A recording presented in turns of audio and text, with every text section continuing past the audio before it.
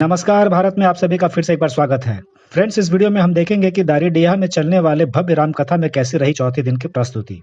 जी हां फ्रेंड्स, श्रवण क्षेत्र धाम के करीब ग्राम बरई का पूरा ग्राम सभा दारीडीहा के श्री हनुमंत शिव सरोवर धाम में 7 अप्रैल से भव्य राम कथा का आयोजन किया जा रहा है, जिसकी वजह से ग्रामीणों में खासा उत्साह है। ये 5 दिवसीय राम कथा दयाराम जी के सानिध्य में कथावाचक शीतल जी महाराज वाराणसी तथा कथावाचिका मानस माधुरी सुनीता शास्त्री जी प्रयागराज द्वारा किया जा रहा है, जिसकी परिकल्पना जयशंकर सिंह ने की है। आइए देखते हैं चौथे दिन की कथा में क्या है खास। प्रसन्न होते हैं, पुनः भगवान भोलेनाथ विवाह मंडप में आते हैं, मैना मैया आरती उतारती हैं और जितने बराती थे सबको भोजन कराने के लिए बैठाया गया।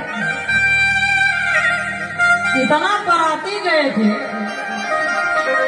बीच में एक लाइन ऐसी लगी हुई है जो दिखते नहीं है, भूत प्रेत पत्तल लेकर के लोग वहां पहुंच गए। एक लाइन में पहुंचे तो देख रहे हैं इनके तो मुँह नहीं है, कहाँ रखूं पत्तल। पूछा भैया पत्तल आवाज नहीं, क्या देख रहे हो? कहा यही सोच रहा हूँ, पत्तलवा आगे रखो, पीछे तुम्हारा मुँह नहीं दिख रहा। बोला झगुआ सहित पत्तल रख दो, तुम चले जाओ, हम लोग अपना अपना पत्तल ले लेंगे। झगुआ सहित पत्तल रख करके जब पूरी सब्जी लाने गए, झगुआ सहित पत्तल गाय सब चबाई जा रहे, झगुआ सहित पत्तल चबाई जा रहे। अच्छा, सारी लाइन लग गई, सारे बरातियों के पास भोजन पहुंचना है, लेकिन दुई भोजन करने वाले ऐसे बालक बैठ गए मेन गेट पे। जो लोग पूरी लेकर के आ रहे हैं सारी पूरी खाए जा रहे हैं, जो सब्जी लेकर के आ रहे हैं सारी सब्जी खाए जा रहे हैं। सारी बारात पड़ी है, किसी के पास भोजन पहुंच ही नहीं रहा। वो कौन है? सूर्य सनीचर। सारा भोजन खत्म कर दिया। राजा हिमांचल का भंडारा समाप्त होने लगा। मैया पार्वती के पास संदेश गया, ये अन्नपूर्णा महारानी गजब का विषय बन रहा है, राजा हिमांचल का भंडारा खाली हो गया और ये बालक भोजन कर रहे हैं। आप ये बालक, मैया जगदम्बा ने जब ध्यान लगाया, सूक्ष्म शनिचर को जान गई, और जब सूक्ष्म शनिचर को जान गई कोई भोजन कर रहे हैं तो तुरंत दौड़ करके जाती है, एक तुलसी का पत्ता तोड़ती है और जो चूर चार प्रसाद बचा रहता है उसी में लपेट करके सूक्ष्म शनिचर को भोजन कराती है। और ऐसी गैस बनी सूक्ष्म शनिचर को कि भगवान भोलेनाथ के पास संदेश गया, वो दरवाजे पर लौट रहे थे। जैसे भगवान भोलेनाथ पेट पर हाथ रखा, मानो उनकी सारी गैस खत्म हो गई। राजा हिमांचल का भंडारा जो कहते हैं हरा भरा हो गया।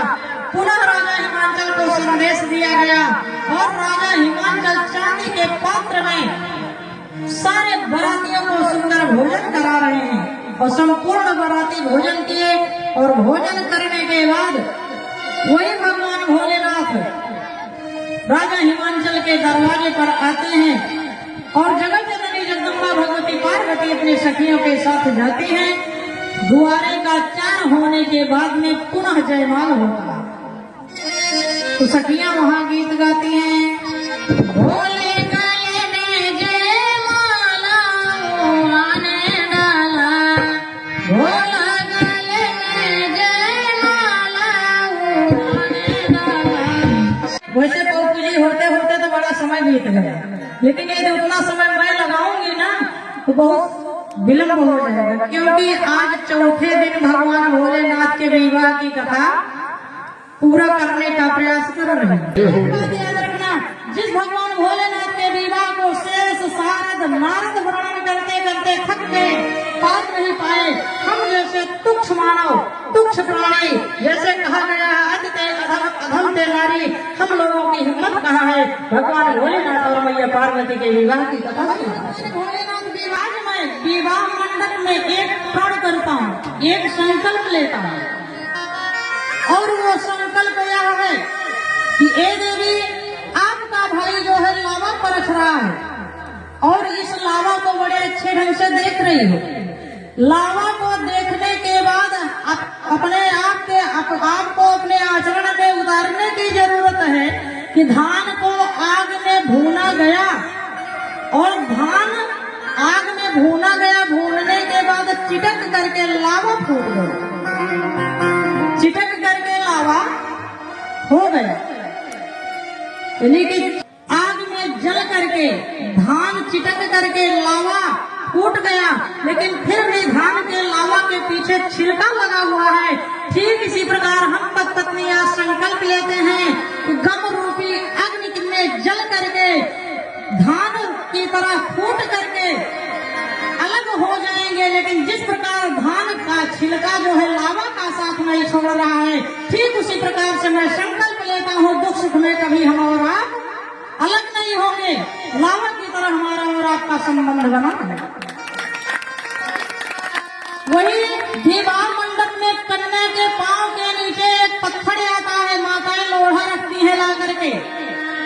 वर महोदय दूसरा संकल्प लेते हैं, हे देवी आज विवाह मंडप में मेरे सामने आपके पांव के नीचे इतना कठोर पत्थर आया है, आज मैं अपने चरणों से ठोकर मार करके आपके सामने से पत्थर दूर कर रहा हूँ। मानो दूसरा संकल्प ले रहा हूँ, पत्थर जैसी कठोर समस्या तुम्हारे जीवन में आएगी, मैं अपने चरणों से लात मार करके उसे दूर करूंगा, तुम्हें कभी कष्ट का सामना नहीं करने दूंगा।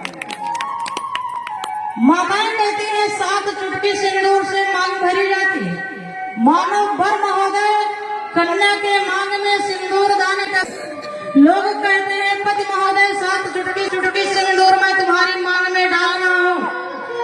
मैं ये प्रमाणित कर रहा हूँ कि जिस प्रकार से विवाह मंडप में आपकी मांग पूरे मांग को 7 चुटकी सिंदूर से भरा हूँ, मानो तुम्हें मैं वचन देता हूँ तुम्हारे जीवन में जितनी मांग होगी मैं तुम्हारी सारी मांग को पूरा करूंगा।